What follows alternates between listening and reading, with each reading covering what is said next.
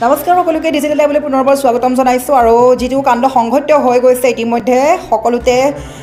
মাথো কান্দোনৰ ৰোল আৰু লণ্ডন অভিমুখী উৰামৰা যিখন এয়াৰ ইণ্ডিয়াৰ বিমান দুৰ্ঘটনা হৈছিলে সেই দুৰ্ঘটনাৰ মূল কাৰণটো এতিয়া সন্মুখলৈ আহিছে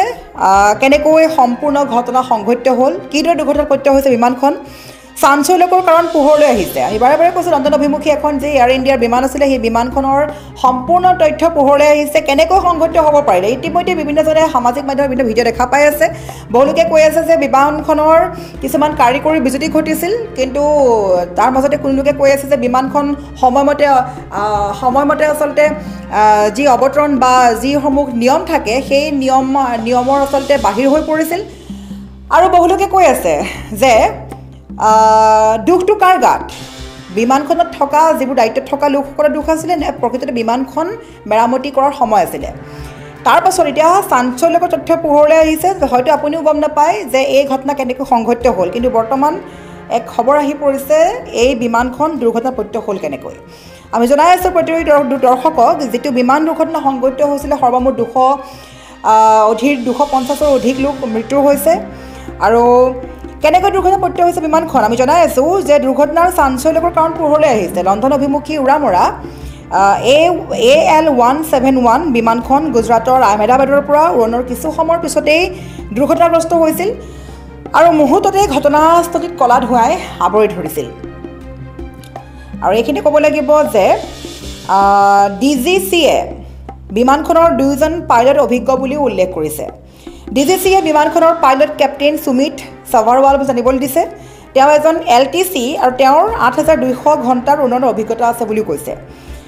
লগতে ক'ব লাগিব আহমেদাবাদ বিমানবন্দৰৰ এয়াৰ ট্ৰেফিক কণ্ট্ৰলে জনোৱা মতে 23 নম্বৰ ৰানৱেৰ পৰা দিনৰ 1:39 বিমানখন উৰা মাৰে টেক অফৰ কিছু সময়ৰ পিছতেই পাইলটে এয়াৰ ট্ৰেফিক কণ্ট্ৰললৈ মেড ডে কল কৰে অৰ্থাৎ তেওঁ বিপদৰ সংকেত প্ৰেৰণ কৰিছিল ইয়াৰ পিছতেই ATCয়ে বিমানখনলৈ ফোন কৰিছিল কিন্তু কোনো সঁহাৰি নাপালে আৰু উৰণৰ 5 মিনিটৰ পিছতে বিমানখন বিমানবন্দৰৰ ঠিক বাহিৰত দুৰ্ঘটনাগ্ৰস্ত হৈছিলে আমি যেহেতু কৈছোঁৱে যে ইতিমধ্যে সংকেত প্ৰেৰণ কৰিছিলে কিন্তু সংকেত প্ৰেৰণ কৰাৰ পিছতো কোনো সঁহাৰি নাপালে আৰু যাৰ বাবে 5 মিনিটৰ পিছতেই দুৰ্ঘটনাগ্ৰস্ত হৈছে বিমানখন এই দুৰ্ঘটনা কেনেকৈ সংঘটিত হৈছে সেয়া এতিয়াও স্পষ্ট হোৱা নাই প্ৰকৃত কাৰণ এইটো সকলোৰে মনত যি প্ৰশ্ন উত্থাপিত হৈছে সেয়া হ'ল দুজন দক্ষ আৰু অভিজ্ঞ পাইলট থকাৰ পিছতো দুৰ্ঘটনাটো সংঘটিত হ'ল কেনেকৈ 625 ফুট উচ্চতাৰ পৰা প্ৰতি মিনিটত 475 ফুট বেগত নামিবলৈ আৰম্ভ কৰিছিল বিমানখনে পিছে কেনেকৈ এয়া সংঘটিত হৈছে DSCয়ে জনোৱা মতে বিমানখনত সৰ্বমুঠ 242 জন লোক আছিল ইয়াৰে 232 জন যাত্ৰী আৰু 10 জন ক্ৰু মেম্বাৰ দিনৰ 1:38 আহমেদাবাদ বিমানবন্দৰৰ পৰা উৰা মাৰিলে বয়িং B787 ড্ৰিম লাইনাৰে কিন্তু বিমানখনৰ সৈতে যোগাযোগ কৰিবলৈ চেষ্টা কৰাৰ পিছতো কোনো সঁহাৰি নাপালে লগে লগে বিমানখন দুৰ্ঘটনাপতিত হৈছে আৰু লগে লগে যুদ্ধকালীনভাৱে উদ্ধাৰ অভিযান আৰম্ভ কৰা হৈছে DGCৰ অনুমান অনুসৰি বিমানখন এটা চৰাইৰ খুন্দাও মাৰিছিল ইয়াৰ পিছত বিমানখনৰ দুটা ইঞ্জিন বিকল হৈ পৰিছিল তেতিয়া পাইলটে আৰু বিমানখন নিয়ন্ত্ৰণ কৰিব নোৱাৰিলে আৰু মুহূৰ্ততে বিমানখন জ্বলি গৈছিল এতিয়াৰ বাবে DGCয়ে বিমানৰ তথ্য লাভৰ বাবে অপেক্ষা কৰি আছে গতিকে এই কাণ্ড যি আমি ইতিমধ্যে আপডেট আগবঢ়াইছোঁ যে বিমানখনৰ 250ৰ অধিক নহয় ক্ষমা কৰিব 210 গৰাকী যাত্ৰীৰ মৃত্যু হৈছে কিন্তু ক'ব লাগিব যে কেনেকৈ সংঘটিত হৈছে ইতিমধ্যে কেইবাটাও আপডেট পোৱা গৈছে DGCয়ে অনুমান কৰা মতে এটা চৰাইৰ সৈতে খুন্দা মাৰিছিল ইয়াৰ পিছতেই বিমানখনৰ দুটা ইঞ্জিন বিকল হৈ পৰিছিল তেতিয়া পাইলটে বিমানখন নিয়ন্ত্ৰণ কৰিব নোৱাৰিছিল আৰু মুহূৰ্ততে জ্বলি গৈছিল কিন্তু এই সংকেত পোৱাৰ মাত্ৰকে পাইলটে সেই সংকেত প্ৰেৰণ কৰিছিল সহায়ৰ বাবে কিন্তু কোনো সঁহাৰি লাভ নকৰিলে যাৰ বাবে বিমানখন চকুৰ প্ৰচাৰতে মাত্ৰ 5 মিনিটতে দুৰ্ঘটনাগ্ৰস্ত হৈ গৈছিল যাৰ বাবে 210 জন যাত্ৰীৰ মৃত্যু হৈছে মাথো এজন যাত্ৰীয়ে কোনোমতে জীৱনটো লাভ কৰিছে বুলি ক'ব লাগিব আৰু ইতিমধ্যে সকলোৱে গম পাইছে এটা পৰিয়াল শেষ হৈ গৈছে কেৱল এটা নহয় বহুতৰ পৰিয়াল শেষ হৈ গৈছে আৰু 5 জনকো এটা পৰিয়ালৰ সদস্য মৃত্যু হৈছে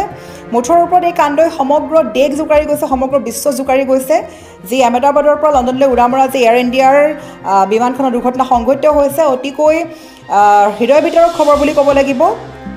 আৰু এই খবৰৰ পিছতে এতিয়া সকলোৱে প্ৰশ্ন উত্থাপিত কৰিছে বা সামাজিক মাধ্যমত বিভিন্ন ভিডিঅ' প্ৰচাৰ চলি আছে যে বিমানখনৰ মেৰামতি কৰিব লাগিছিল, বিমানখনৰ কাৰিকৰী বিজুতি ঘটিছিল, বিমানখনৰ কিবা অসুবিধা হৈছিল। অৱশেষত DGP অনুমান কৰিছে, DGC অনুমান কৰিছে যে বিমানখন চৰাইঘাট খুন্দা মাৰিছিল, তাৰ পাছতে দুটা ইঞ্জিন কাম নকৰা হৈছিল, বিকল হৈ পৰিছিল আৰু পাইলটে এই কথা সংকেত প্ৰেৰণ কৰিছিল, কিন্তু সংকেতত সঁহাৰি লাভ নকৰিলে কোনো পাইলটে আৰু সেই হেতুকে 5 মিনিটতে ভস্মীভূত হৈ পৰিলে বিমানখন, যাৰ বাবে 210গৰাকী যাত্ৰীৰ মৃত্যু ঘটিছে। আৰু এই ভয়াৱহ ঘটনা ইতিহাসত আচলতে এটা এনেকুৱা পৰ্যায় পালেগৈ, ইতিহাসত যেন এতিয়া সকলোৰে মনত থাকি যাব, ইতিহাসত নাম লিপিবদ্ধ হৈ পৰিব বুলি ক'ব লাগিব। এই বিমান দুৰ্ঘটনা অতিকৈ ভয়ংকৰ। আমি ইতিমধ্যে স্ক্ৰীণত দেখাই আছোঁ কিদৰে সংঘটিত হৈছিলে, আৰু সেই হেতুকে প্ৰত্যেকগৰাকী লোকেই বিচাৰি আছিল জানিবৰ কাৰণে যে বিমানখন প্ৰকৃততে সংঘটিত হৈছিলে কি। তাৰ পাছতে পোহৰলৈ আহিছে এই কথা, DGCয়ে যি তথ্য আগবঢ়াল, তথ্য অনুসৰি অনুমান কৰা হৈছে বিমানখনে হয়তো চৰাইঘাট খুন্দা মাৰিছিল। আনপক্ষে ক'ব গ'লে বিমানখন মেৰামতি কৰাৰ প্ৰয়োজন আছিলে, বিমানখনৰ ইঞ্জিন বিকল হৈ গৈছিল আৰু পাইলটে সতৰ্কবাণী ইংগিত দিছিল যদিও কোনো সঁহাৰি পোৱা নাছিল, যাৰ বাবে 5 মিনিটত জ্বলি চাৰখাৰ হৈ গ'ল উক্ত বিমানখন।